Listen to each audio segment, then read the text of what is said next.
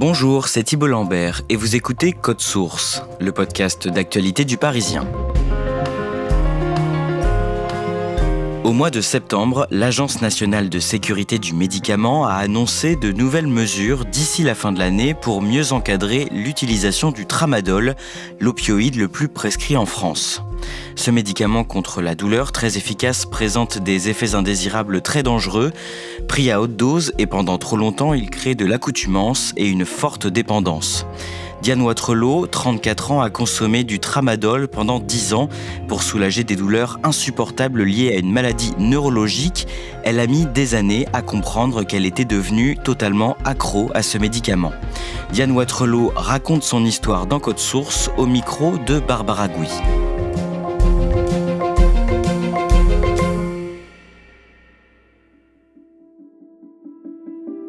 Diane Watrelot vit avec son mari, ses 2 enfants et ses 3 chats dans une jolie maison à Passy-sur-Eure en Normandie. Nous nous installons toutes les 2 autour de la table de son salon et elle commence à me raconter son histoire. Diane Watrelot est née le 20 août 1990. Elle grandit en région parisienne avec 2 frères, sa mère est journaliste et son père informaticien. Diane a du mal à raconter des événements précis de son enfance. J'ai pas beaucoup de souvenirs de mon enfance, ça c'est un peu bizarre, mais j'ai pas énormément de souvenirs de mon enfance. Pourquoi, je sais pas. J'étais très timide, j'étais un peu effacée. J'étais une bonne élève, je pense que je posais pas beaucoup de problèmes en fait.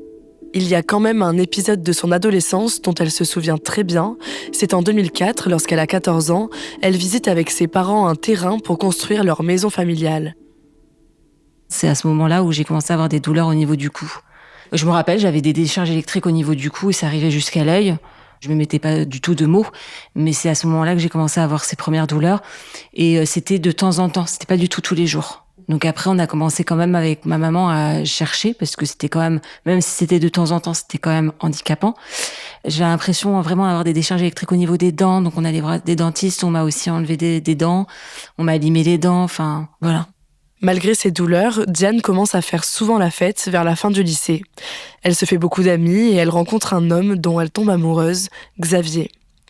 En septembre 2013, 9 ans après ses premières douleurs, Diane fait une grosse crise lors d'une soirée avec ses amis.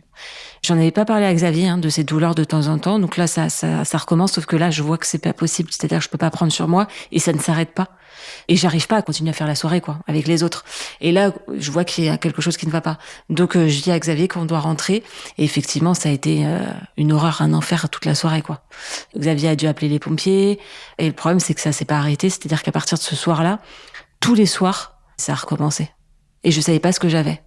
Diane décide d'aller voir son médecin.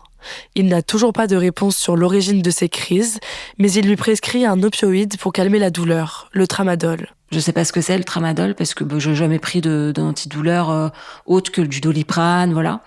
Et je souffre tellement que je prends ce qu'on me donne Pour moi, s'il me le donne, c'est que j'en ai besoin et de toute façon, je souffre tellement que je le prends.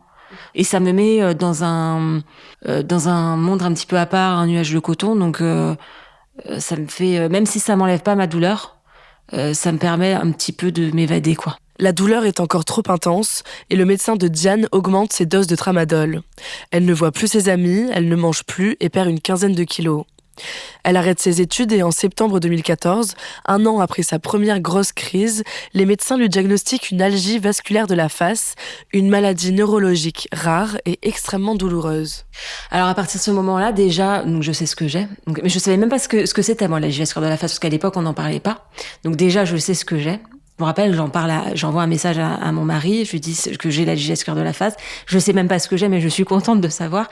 Je sais que je vais pouvoir me battre contre cette maladie, qu'on va pouvoir me donner un traitement, et puis je vais pouvoir avancer. Donc effectivement, je vais avoir beaucoup de traitements. Je me rends pas compte à ce moment-là que ça va être extrêmement difficile, parce que en fait les traitements, c'est en fait la maladie plus les effets secondaires des traitements, et ensuite je vais avoir des opérations. Et c'est la douleur de toutes les crises plus tous les effets secondaires, et c'est très lourd en fait. Pour calmer la douleur, les médecins continuent de lui prescrire du tramadol.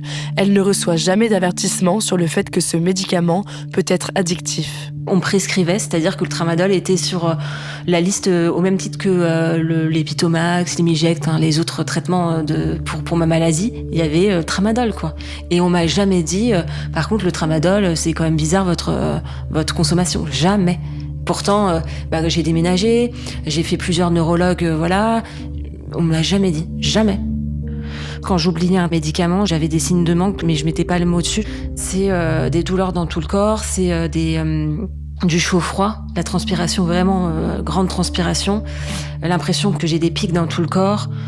Puis il faut que je prenne le médicament. Et là, une fois que je prends le tramadol, du coup, tout cesse. Lorsque Diane a des symptômes de manque, elle pense qu'il s'agit de ceux de sa maladie et comme le tramadol qu'elle prend lui est prescrit par son médecin, elle ne pense à aucun moment qu'elle peut avoir une addiction. Elle continue donc son traitement jusqu'à ce qu'elle tombe enceinte en 2017 et pendant sa grossesse, elle décide d'arrêter de prendre ses médicaments. C'est assez fou parce que quand je suis enceinte, Xavier me retrouve avant la maladie. C'est-à-dire qu'effectivement, j'ai pris pratiquement 20 kilos, je crois, pendant ma grossesse. Donc il me retrouve physiquement comme avant, on voyage, on refait en fait les mêmes choses qu'on faisait avant, quoi. Raphaël, donc mon fils, me permet d'avoir ce laps de temps où je suis bien, en fait. C'est quand même assez dingue, ouais. Avant la fin de sa grossesse, les crises reviennent très violemment et Diane doit recommencer à prendre ses différents traitements, dont le tramadol. J'ai été hospitalisée, mais j'étais vraiment, le visage était déformé par les crises, c'était violent. Hein. On avait l'impression que j'étais battue, c'était vraiment horrible. Je me rappelle dans les couloirs de l'hôpital, c'était vraiment horrible. Et là, l'hôpital a pris la décision que j'accouche prématurément. C'était très très difficile. Raphaël, né le 5 septembre 2017, à 7 mois et demi de grossesse, en bonne santé. Diane continue de prendre du tramadol à haute dose après la naissance de son fils pour calmer ses douleurs. Pendant qu'elle s'occupe de son bébé, elle se crée un compte sur les réseaux sociaux sur lequel elle parle de sa maladie. Petit à petit, elle gagne en popularité. 3 ans après la naissance de Raphaël, en 2020, Diane retombe enceinte. Cette fois-ci, elle demande conseil aux médecins qui la suivent pour adapter ses traitements à sa grossesse et il lui recommande de continuer à prendre ses médicaments, y compris le tramadol, pour éviter les crises de manque. Ça, c'est très difficile. C'est-à-dire qu'à chaque comprimé, je culpabilisais de prendre ce médicament, surtout qu'en plus, j'ai eu affaire à un médecin qui a été très, très jugeant en me disant que si j'avais des médicaments, j'avais pas à être enceinte, quoi. Ça, j'ai trouvé ça horrible. Chaque comprimé que je prends, que je prenais, c'était terrible, hein. Franchement, si j'avais pu m'en passer, bien évidemment que je les aurais pas pris. La grossesse de Diane est compliquée. Elle est très fatiguée et à 29 semaines de grossesse, elle est hospitalisée et transférée dans un service de neurologie en pleine période de Covid alors que les visites sont interdites. Comme j'étais sous tramadol, ça endort en fait le bébé. Donc moi je ne sentais pas ma fille bouger. Donc il fallait quand même surveiller. Parce que c'est une grossesse à risque, et ils avaient aucun équipement. Donc je me rappelle, j'avais mis une story, mais je me rendais pas compte du tout de l'impact que ça allait avoir. J'avais mis une story sur mes réseaux sociaux, j'avais peu d'abonnés à l'époque, et ça a été partagé de partout. Le vendredi, j'ai mis ma story, et le lundi, j'étais admise en grossesse pathologique. En grossesse pathologique, Diane se sent plus comprise car elle est avec d'autres mères qui ont des grossesses à risque. Capucine naît le 11 novembre 2020, elle est en détresse respiratoire et elle présente un syndrome de sevrage. Tout s'arrange en quelques semaines. Mais les médecins ne disent toujours pas à Diane que le tramadol peut provoquer une dépendance et sans s'en rendre compte, Diane commence à utiliser des stratagèmes pour obtenir davantage de cachets auprès des pharmacies. Je multipliais les pharmacies et je multipliais les ordonnances, c'est-à-dire qu'en fait, je demandais à mon généraliste et je demandais à ma neurologue. Donc j'avais un doublon d'ordonnance pour avoir le double dosage. Mais ça, je me rendais pas compte que c'était pas une conduite normale, en fait. Il m'est arrivé de faire tomber un cachet, donc après, sauf qu'on a un nombre de cachets limité, donc si on fait tomber un, c'est une catastrophe. Franchement, c'est horrible en fait. C'est vraiment horrible et c'est une honte. On est honteux quand on est sur notre carrelage à chercher le cachet qu'on a perdu, c'est honteux. Le 21 novembre 2021, Diane est installée dans le canapé avec son mari, Xavier.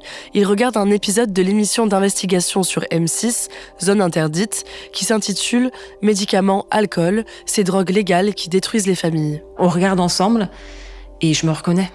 Je vois que c'est moi en fait, les personnes, surtout une femme. Et là c'est tilt, franchement. Et puis ma médecin m'en avait parlé un petit peu avant. Tout est aligné. Donc là, avec Xavier, on en parle. Et je reparle du coup à ma neurologue juste après. Je crois que j'avais rendez-vous avec elle un mois après. Tout est aligné. Ça faisait 10 ans à peu près que j'étais addict. Et je comprends tout. Tout comme si le puzzle se remet en place. Je comprends tout. Diane fait une publication sur Instagram pour parler de son addiction.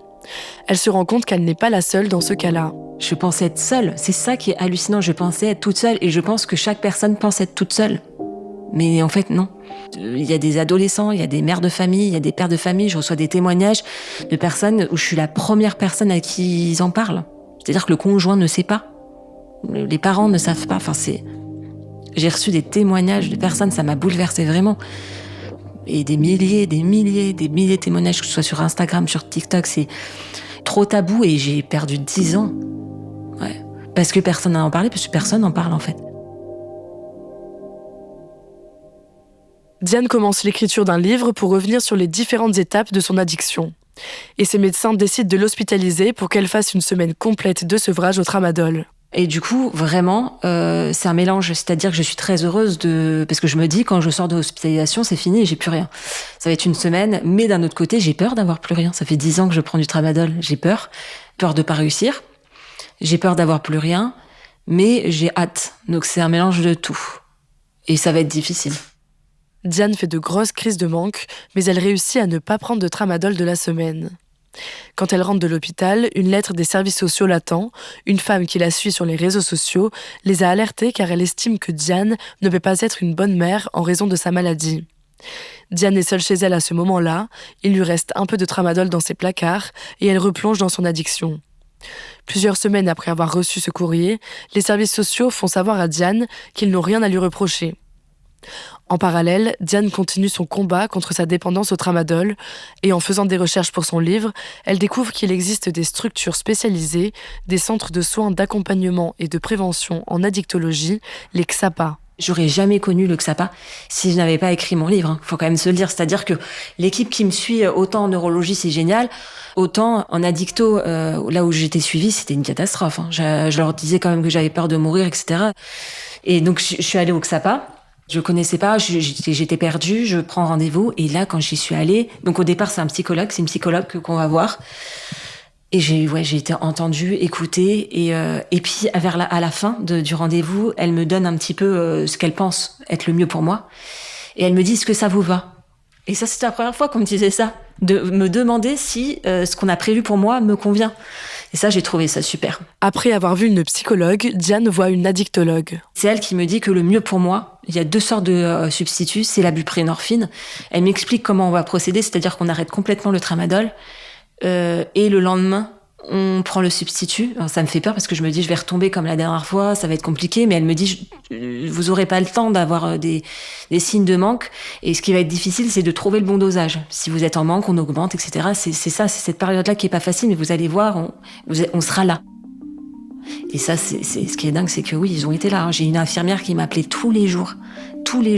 Elle attendait même pas que je l'appelle. Elle m'appelait moi pour me demander comment j'allais. Enfin, moi, j'ai jamais eu un suivi comme ça. Pour moi, ils m'ont vraiment sauvé la vie. Le substitut permet à Diane de ne plus ressentir le manque du tramadol lorsqu'elle n'en prend pas. Grâce à la buprenorphine, elle ne risque plus l'overdose. Son livre Addict sur ordonnance est sorti le 12 juin 2024 et en octobre, elle a fêté ses 6 mois sans avoir pris aucune dose de tramadol. J'ai plus de tramadol, je risque plus ma vie en fait. Donc ça, c'est déjà énorme. Et puis je fais de victoire en victoire, donc ça, je suis contente. J'avance. De toute façon, c'est ça. Il y a des journées qui sont très difficiles, je le cache pas. Quand on est malade chronique, c'est comme ça. Des journées où je pleure, voilà. Et puis il faut se l'accorder, c'est normal. Et puis d'autres journées où j'ai des victoires et je suis contente. Et je vis pour ça, de toute façon, pour ma famille, pour profiter de moments qui paraissent minimes pour d'autres, mais pour moi, c'est génial. Barbara, est-ce qu'il arrive à Diane de ressentir à nouveau des douleurs liées à sa maladie depuis qu'elle ne prend plus de tramadol ? Oui, elle a encore entre 3 et 8 crises par jour environ. Elle me dit que c'est vraiment mieux qu'avant grâce à d'autres traitements qu'elle prend. Mais le tramadol n'aurait pas pu l'aider pour calmer la douleur puisqu'elle n'avait plus les effets antidouleurs. Les seuls effets qu'elle pouvait avoir, c'était dû au manque quand elle n'en prend pas. Le tramadol est délivré uniquement sur ordonnance, mais des nouvelles mesures vont entrer en vigueur pour mieux encadrer leurs prescriptions comme la codéine. Qu'est-ce qu'il va se passer concrètement ?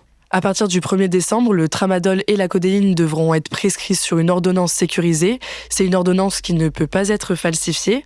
Mais c'est vrai que ces dernières années, d'autres dispositifs ont été mis en place pour lutter contre l'addiction au tramadol. Depuis 2020, par exemple, les prescriptions ne peuvent pas aller au-delà de 3 mois sans avoir une nouvelle ordonnance. Merci Barbara Gouy, et si ce sujet vous intéresse, Diane Watrelot a raconté en longueur sa dépendance au tramadol dans un livre sorti en juin 2024. Ça s'appelle « Addict sur ordonnance », paru aux éditions Le Duc. Cet épisode a été produit par Clara Garnier-Amouroux et réalisé par Marek Panchaud. Si vous aimez Code Source, le podcast d'actualité du Parisien, parlez-en autour de vous. Abonnez-vous sur votre plateforme d'écoute préférée ou sur la chaîne YouTube du Parisien. Laissez-nous des pouces en l'air ou des petites étoiles. Et ne ratez pas non plus Crime Story. Chaque semaine, Claudia Prolongeau raconte une nouvelle affaire criminelle avec le chef du service police-justice du Parisien, Damien Delseny.